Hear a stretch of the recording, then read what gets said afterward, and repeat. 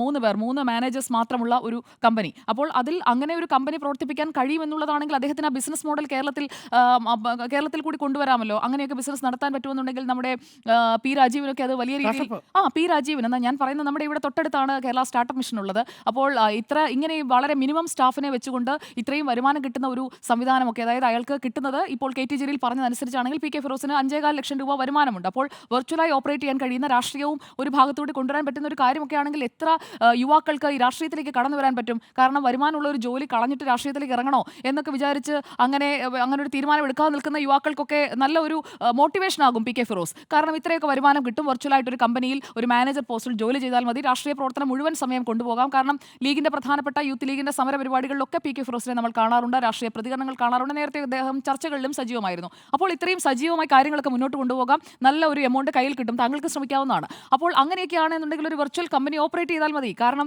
രാഷ്ട്രീയം എന്ന് പറയുന്നത് ഒരു സൈഡിൽ കൂടി അല്ലെങ്കിൽ ഒരു മുഴുവൻ സമയ രാഷ്ട്രീയക്കാരനായി മുന്നോട്ട് പോകാനും പറ്റും, അപ്പുറത്തൊരു വരുമാനം കിട്ടുന്ന ജോലിയും ഉണ്ടാകും.